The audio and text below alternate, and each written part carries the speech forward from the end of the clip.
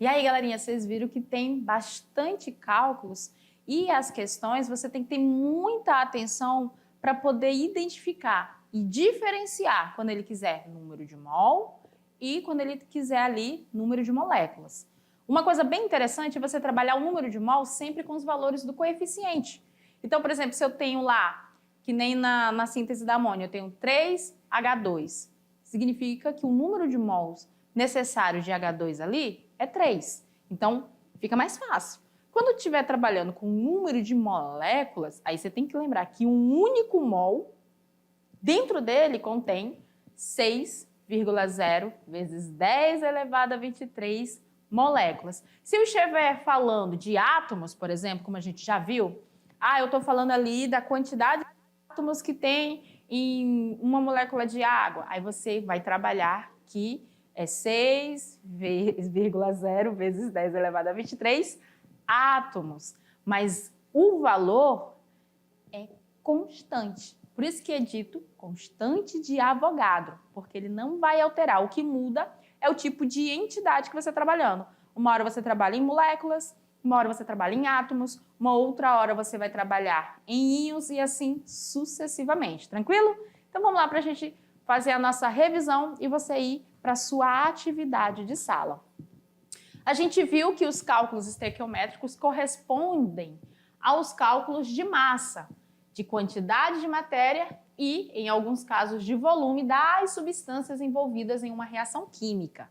Então, os cálculos estequiométricos eles vão ser utilizados para determinar a quantidade relativa de reagentes e produtos em uma reação química. E aí eu consigo determinar em número de mols, em número de moléculas ou ainda em massa, né?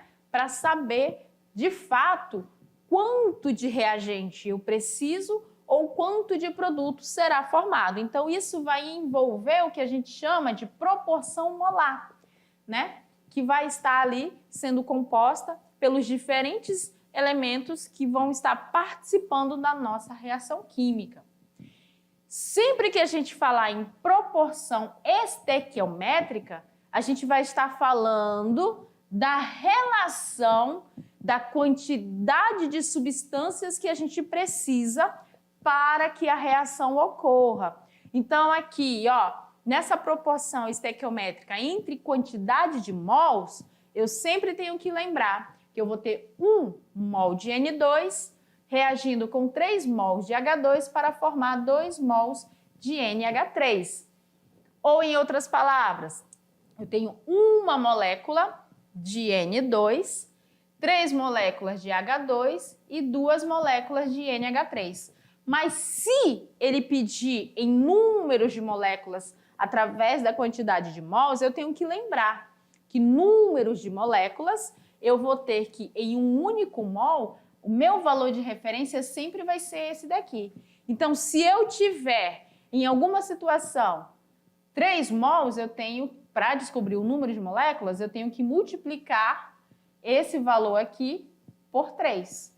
Se eu tiver 2 mols, como é o caso aqui da amônia, eu tenho que lembrar que eu vou multiplicar esse valor aqui por 2, porque em um único mol, a quantidade de moléculas que existe é de 6,0 vezes 10 elevado a 23. Tranquilo?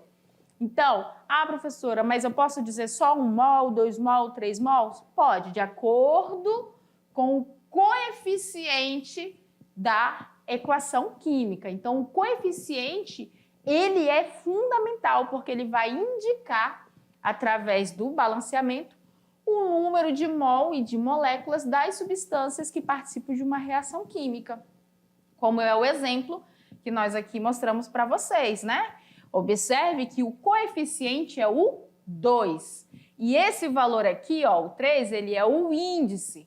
Então, eu preciso observar sempre o coeficiente e o índice para poder determinar quantos átomos estão participando ali da nossa reação química. Por quê? Porque eu vou ter que multiplicar o coeficiente pelos índices de cada um dos elementos da fórmula para poder descobrir essa quantidade desses átomos. Tranquilo? Então, agora, galerinha, leia com atenção, anote as informações que estão no enunciado e faça seus cálculos. Eu volto já já para a gente fazer a nossa correção juntos, tá bom?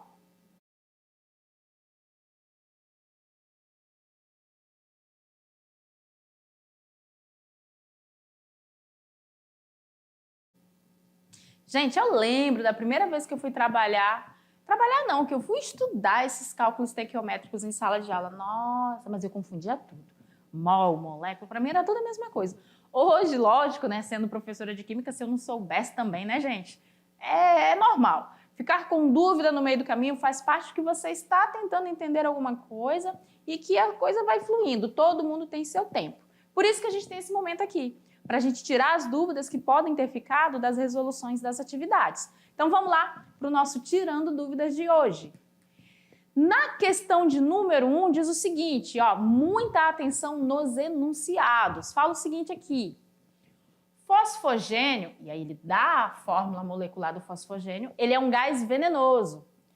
Quando inalado, ele reage com a água nos pulmões para produzir ácido clorídrico, HCl, que causa graves danos pulmonares, levando finalmente à morte.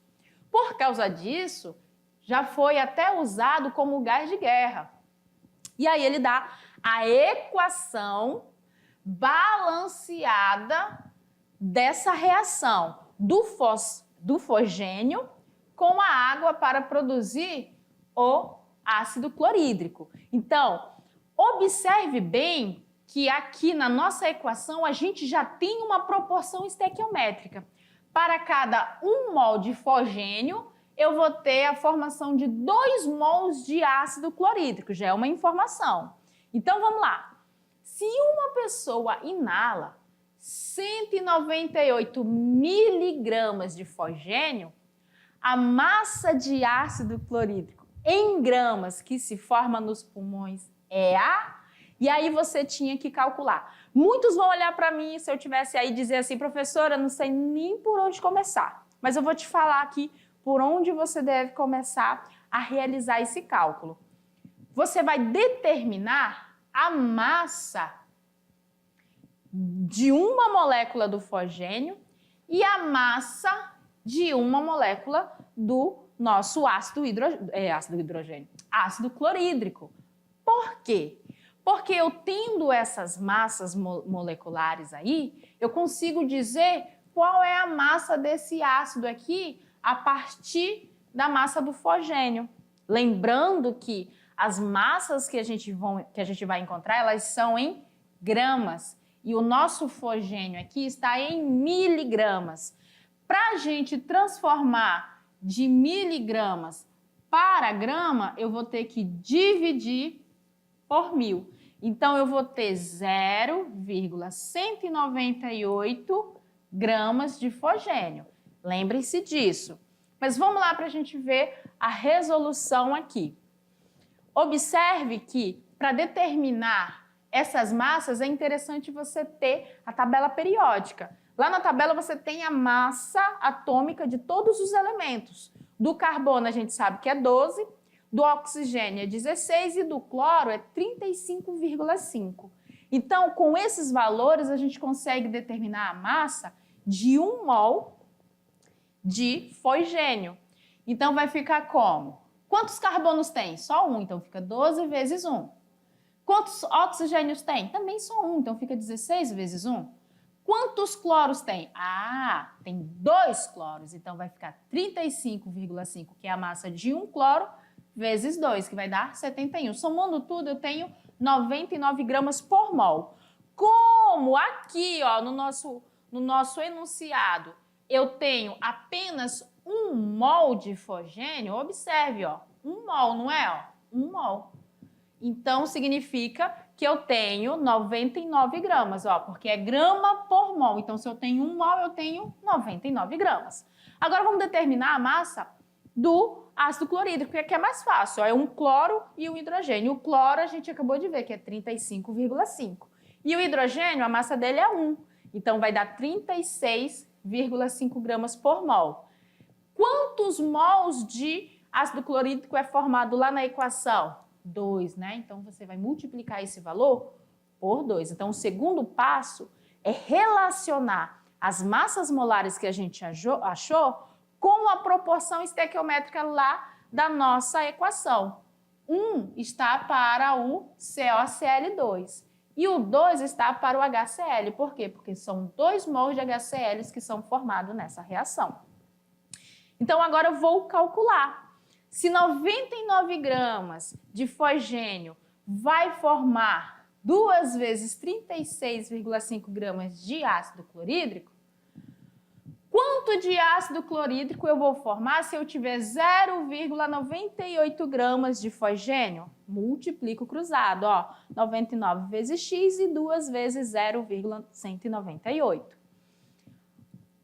Aqui, professora, 73 da onde? Daqui, ó, dessa multiplicação, tá? Então, vai ficar 73 vezes 0,98, que vai dar 14,454, dividido por 99. Por quê? Porque aqui, ó, o x é a minha variável e o 99 está multiplicando a variável, então ele passa dividindo. Fazendo essa divisão, eu tenho 0,146. Mas se você for olhar lá nas alternativas, elas estão em notação científica. Então, você não vai achar 0,146. Você vai ter que colocar em notação científica. Vai andar com a vírgula, uma casa decimal, vai ficar 1,46 vezes 10 elevado a menos 1, que é a letra B para essa questão. Tranquilo? Então, vamos para a questão de número 2. Em 100 gramas de alumínio, quantos átomos desse elemento estão presentes? Olha só essa questão.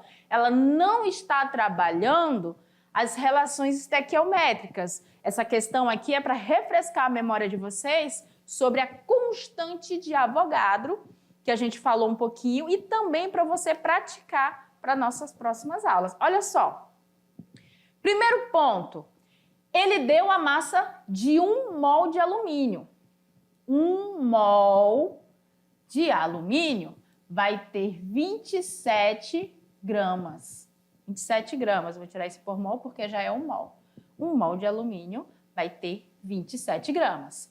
E aí ele quer saber quantos átomos tem em 100 gramas. Então, primeiro, eu tenho que determinar quantos mols eu tenho em 100 gramas desse alumínio.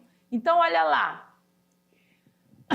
Eu tenho aqui 27 gramas. Eu vou ter 6,02 vezes 10 a 23 átomos, porque 27 gramas é 1 mol e 1 mol é igual a esse valor. Até mais fácil. Agora eu coloco o quê? Se em 27 gramas eu tenho essa quantidade de átomos, quantos átomos eu vou ter em 100 gramas? Multiplico cruzado. 27 vezes x e 100 vezes, 100 vezes 6,02 vezes 10 a 23. O que tu vai fazer? Aqui tu vai multiplicar o 100 pelo 6,02. Multiplicou? O x é a minha variável, eu coloco ele em evidência. Letra para um lado, número para o outro. Quando eu multipliquei, eu fiquei com 602 vezes 10 a 23, porque eu só repeti a base. O 27 que estava multiplicando, ele passou dividindo, e agora eu vou dividir 602 por 27, que vai dar 22,30 vezes 10 elevado a 23 átomos de alumínio. Letra B. Questão do Enem de número 3. Olha só. Essa daqui, ela é bem tranquila, tá? A gente judiou de vocês na questão 1, mas agora vamos lá na questão 3, que ela é bem light. Ela diz o seguinte: o acetileno, que também é conhecido como etino, é um gás utilizado no processo de solda. Qual é a quantidade de matéria, ou seja, quantidade de mol? Galerinha, sempre que for dito quantidade de matéria, ele quer saber a quantidade de mols. Então, quando ele pergunta aqui, qual é a quantidade de matéria de gás oxigênio necessária para formar 30 mols de água, ele quer saber quantos mols são necessários para formar 30 mols de água na queima completa do acetileno, conforme a reação química balanceada. E aí, o que você tem que observar? A proporção estequiométrica. Eu preciso de 2 mols de C2H2, que é o acetileno, para formar 2 mols de água, certo? E aí, ele quer saber qual vai ser a quantidade do... Perdão, ele quer do oxigênio. Vamos voltar ao raciocínio do zero. Eu preciso de 5 mols de oxigênio nessa reação para reagir com o acetileno para formar 2 mols de água. Olha só. Então, a cada 5 mol de O2, eu formo 2 mols de H2. Essa é a relação da proporção estequiométrica. Se eu tiver 30 mol, 30 é da água. Se eu tiver 30 mols de água, quantos mols de oxigênio eu precisei para formar esses 30 mols? Vai multiplicar cruzado, que vai dar aqui a multiplicação cruzada e depois você vai passar dividindo. Olha só, 5 vezes 30 dividido por 2, que vai dar 75 mol de oxigênio. O que essa questão te pediu? A questão te pediu para determinar qual a quantidade de mols de oxigênio para formar 30 mols de água. Então, toda vez que ele relaciona um reagente com um produto, tu só vai trabalhar com os coeficientes destes dois. A equação está balanceada, então tu trabalha só com os coeficientes desses dois. Tu não vai precisar ficar trabalhando com vários coeficientes. Por isso que a relação sempre vai ser essa. Então, se na equação padrão, a cada 5 mols de O2, a gente forma 2 mols de H2, se eu tiver formado 30 mol de H2, quantos mols de O2 eu precisei? E aí você multiplica cruzado. 2 vezes x é igual a 5 vezes 30. E aí, resolvendo a equação, a gente vai ter que x é igual a 75 mols de O2, que é a nossa alternativa C para essa questão. Letra C. Então, galerinha, sempre que a gente for trabalhar os cálculos estequiométricos, que são esses cálculos, todos os cálculos que a gente fez na aula de hoje, eles são cálculos estequiométricos, seja para você determinar a quantidade de átomos, seja para determinar a quantidade de mols ou ainda o número de moléculas. Todos esses cálculos são ditos cálculos estequiométricos. E aí você sempre vai partir de uma equação balanceada. Os teus cálculos não vão bater, os resultados vão estar errados. No mais, galerinha, grande abraço aí para vocês. Aos professores presenciais, muito obrigada. A gente está recebendo o trabalho que vocês estão fazendo aí das externas, né, da nossa extra classe. Trabalhos muito lindos. Continuem mandando para a gente os vídeos, as fotos dos alunos produzindo a nossa atividade extra classe. E aí a gente vai ficando por aqui nessa aula. E ó, começa a se preparar para a nossa avaliação que já está chegando. Até lá!